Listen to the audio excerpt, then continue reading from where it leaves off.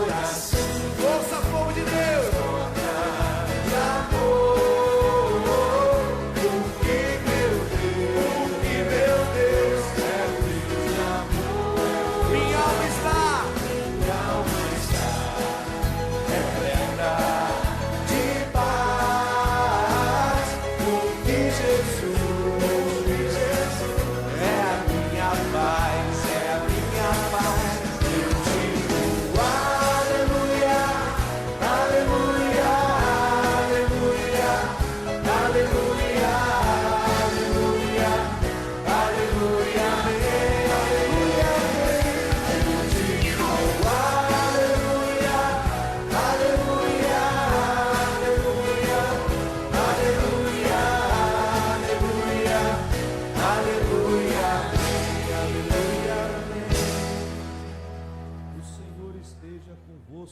Ele está no meio de nós. Proclamação do Evangelho de Jesus Cristo segundo Lucas. Glória a vós, Senhor.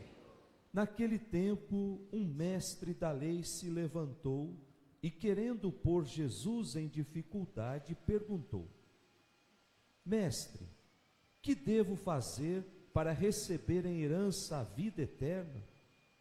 Jesus lhe disse: O que está escrito na lei?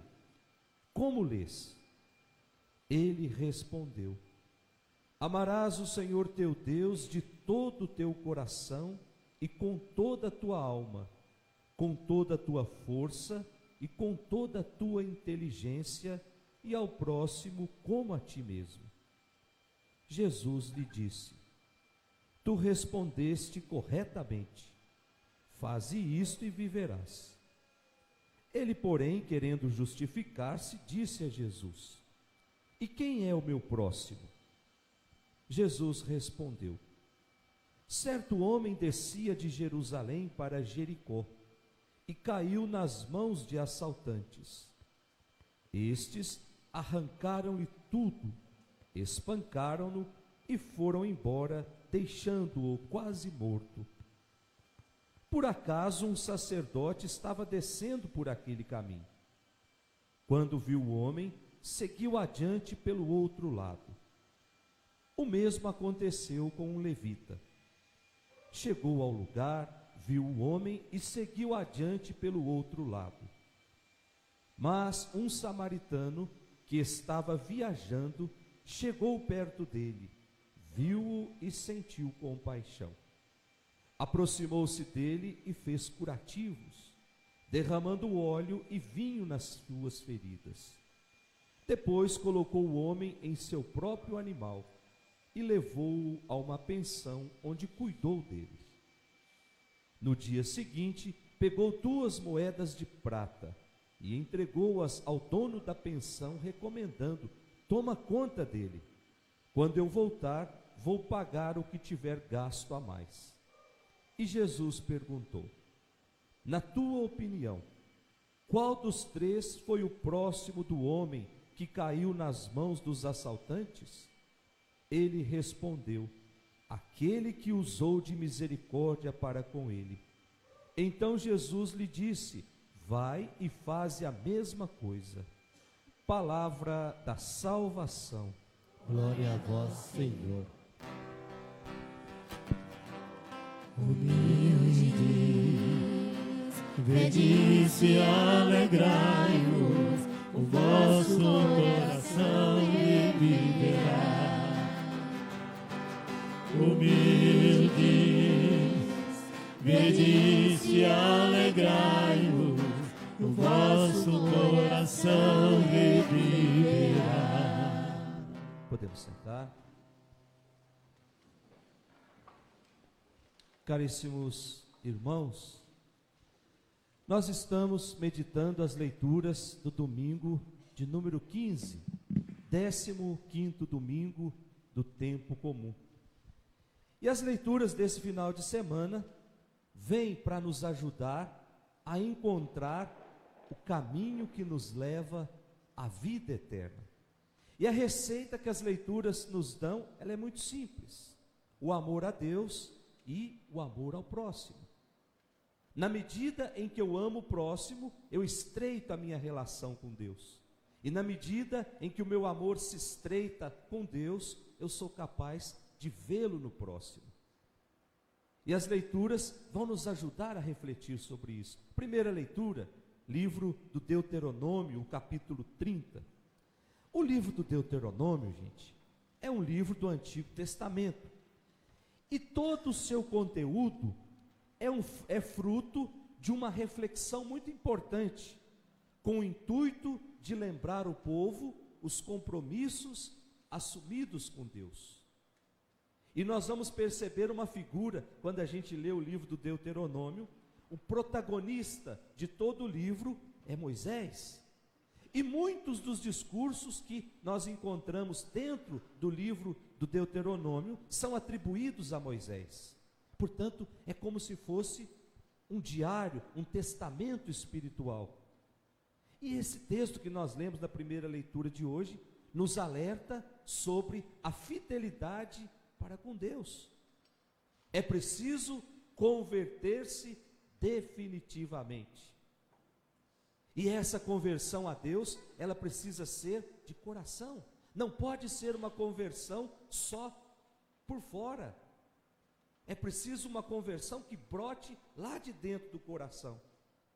Com isso, o autor está querendo dizer que não é só aquilo que eu aparento ser, é aquilo que eu sou. E o que tem lá dentro do coração só Deus conhece. Portanto, converter-se a Deus é fazer com que o meu coração seja configurado ao coração dele, seja igualzinho ao coração dele. Porque eu posso por fora mostrar que sou um bom cristão, mas as minhas práticas no dia a dia não revelam isso. Eu vou me afastando de Deus pelas minhas práticas.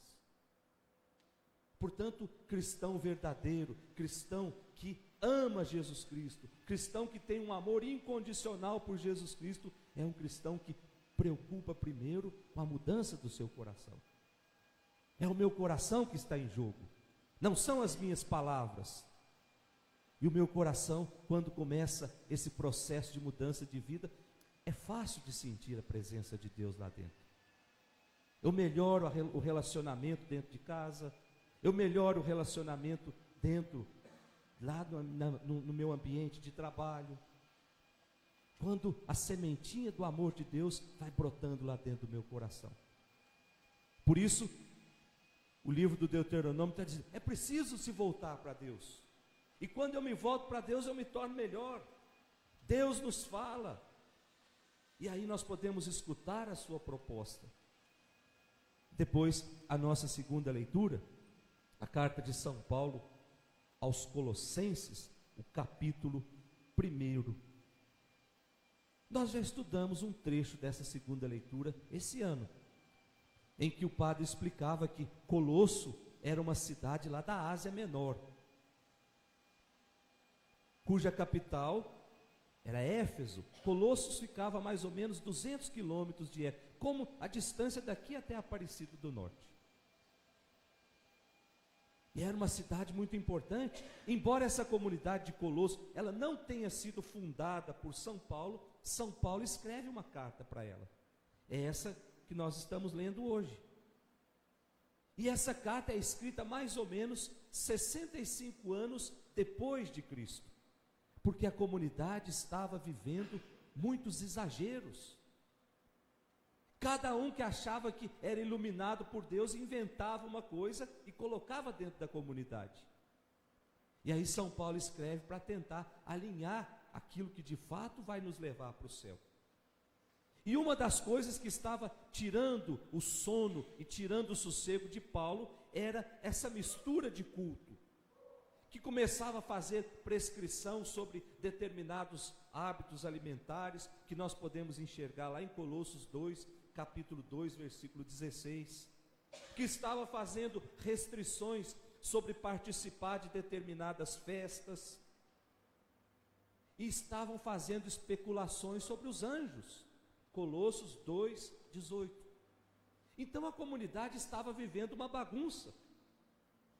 Mas tem um dado importante nessa carta de São Paulo, que São Paulo vem combater e serve para nós hoje, que é a chamada revelação.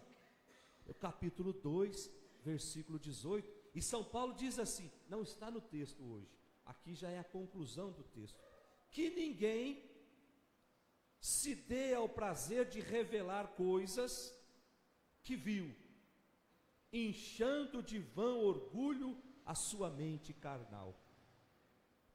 O que São Paulo está dizendo para poder concluir essa carta? Que existiam pessoas dentro da comunidade que começaram a dizer: olha, Deus está me revelando isso, então nós vamos seguir por esse caminho. São Paulo está dizendo, pessoas assim, que não têm nenhuma intimidade com Deus, quando começa a fazer revelações, não está fazendo outra coisa senão inchando de orgulho a sua mente carnal. Podem conferir lá na Bíblia de vocês, capítulo 2, versículo 18. E aí ele continua dizendo, e quando a gente segue por esse caminho, nós estamos ignorando Cristo, que é o cabeça da igreja. Se tem que ter alguma revelação, que venha de Cristo, não de mente humana. E aí a gente começa a perceber quantas igrejas surgem no Brasil a todo instante, de pessoas que teve uma inspiração e colocam, foi Deus que me inspirou, que nós temos que fazer por isso aqui. E assim nós vamos rasgando a roupa de Cristo, nós vamos tirando em pedaços a túnica de Cristo. Se tem que ter alguma revelação, que venha de Cristo. E São Paulo combatia muito isso. Aí ele continua dizendo, porque isso está fadado ao desaparecimento. Quando a coisa não vem de Deus, ela desaparece muito rápida. Se vem de Deus, não, Deus vai dando substância, Deus vai conduzindo. Não tem desgaste, pode ter algum momento de tribulação, mas se é de Deus, Deus vai alimentando. A revelação precisa ser sábia, precisa partir de Deus. Senão, não tem valor algum, senão para satisfazer o ego, para satisfação carnal, diz São Paulo. E por fim, nós olhamos o Evangelho de hoje, gente, o capítulo 25 do Evangelho, ou melhor, o capítulo 10 do Evangelho de São Lucas, versículos de 25 até o 37. Jesus está percorrendo aquele caminho espiritual e ele vai ensinando os seus discípulos. E hoje ele conta uma história de dois grupos muito conflituoso na época de Jesus: judeus e samaritanos. E essa confusão entre judeus e samaritanos vinha já há mais de 700 anos antes de Cristo. Portanto, era uma briga que tinha quase 1000 anos. E por que é que os judeus não gostavam dos samaritanos? Aí a gente precisa entender um pouquinho da história. No ano 700 antes de Cristo, os assírios invadiram a Samaria e começaram a colocar coisas da sua religião lá no meio do povo. E o povo foi se encantando por aquilo. O povo foi gostando daquilo. E aí os judeus mais conservadores começaram a dizer: esse povo aí está misturando tudo, portanto vamos tratá-lo como simples pagãos. Daí que surge a palavra pagão. Pagão, no imaginário judaico, era aquele que não cultuava somente o Deus único, o Deus verdadeiro, mas cada dia buscava um pouquinho de cada religião. Paganos é uma palavra que vem do latim, que quer dizer aquele camponês rústico, aquele homem do campo que não tem muito conhecimento e acaba se deixando levar por outras coisas. Então essa briga já era uma briga muito antiga. Tanto é verdade, gente, que se nós pegarmos o livro do Esdras, o capítulo 4 e os versículos de 1 até o 5, nós vamos ler ali uma história um pouco interessante. Que quando começou a construir o templo de Jerusalém, Os samaritanos fizeram uma coleta de dinheiro lá entre eles e mandaram para os judeus, para que os judeus pudessem empregar lá no templo, para o templo ficar bonito.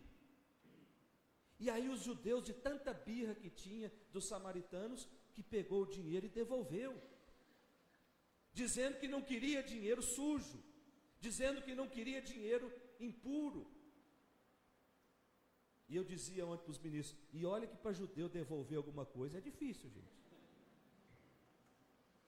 E eles devolveram essa quantia, e era uma quantia grande. O livro do Êxodo não fala, mas uma quantia que foi, uma coleta que foi feita na cidade inteira. Então, diante de tudo isso, Jesus conta essa história a partir de uma pergunta de um mestre da lei. O que é que eu devo fazer para ir para o céu? O que é que eu devo fazer para ganhar a vida eterna? E aí aquele mestre da lei sabia tudo, sabia cumprir a lei perfeitamente, sabia tudo sobre a lei, mas não tinha conhecimento de quem era o seu próximo. Por isso ele pergunta: e quem é o meu próximo? Se eu estou cumprindo a lei corretamente, se eu estou fazendo tudo para agradar a Deus, então quem é o meu próximo? Às vezes, gente, para cumprir a lei a gente passa por cima dos outros. Não foi isso que aconteceu nessa história? E a história diz que um homem caiu nas mãos de assaltantes, e esses assaltantes tiraram tudo, bateram nele e deixaram caído no caminho, quase morto. E aí passava por aquele caminho um sacerdote. Gente, o sacerdote da época de Jesus não era o padre, não. O sacerdote era aquele que cuidava lá do templo, né, dentro da religião judaica, que é quase a mesma coisa que o padre hoje, mas não era o padre, porque ainda não tinha o cristianismo. E o sacerdote estava indo para o templo, estava preocupado com a sua obrigação lá no templo. E diz o evangelho que ele passou adiante, nem olhou para o rapaz que estava caído lá. E em seguida passou um levita. O que é o levita, gente? O levita constitui o que é para nós hoje o seminarista, aquele que estuda para depois se tornar um sacerdote. Então esse levita estava muito preocupado em ir para o templo para aprender a celebração, para aprender a fazer tudo lá do templo. E passa adiante e não dá ajuda. Nenhum dos dois o ajudaram. Apesar de terem todo o conhecimento, eles não sentiam misericórdia. Ou seja, a vida deles era uma vida estéril. Era uma vida que não produzia nada, consistia em ficar repetindo ritos, em ficar repetindo normas, no cumprimento cego de uma lei que estava fazendo com que a misericórdia fosse deixada de lado. E aí Jesus continua, que passou lá um samaritano, e esse samaritano foi capaz de usar de misericórdia. Ou seja, aquele que a religião oficial colocava para fora, foi capaz de ser mais misericordioso do que aqueles que estavam dentro. Gente, isso é muito sério para nós. Não assustem se um dia nós chegarmos lá no céu e encontrarmos lá no céu pessoas que nunca participaram da igreja. Pode ser que foram mais misericordiosas do que nós. Ou encontrarmos na fila do céu.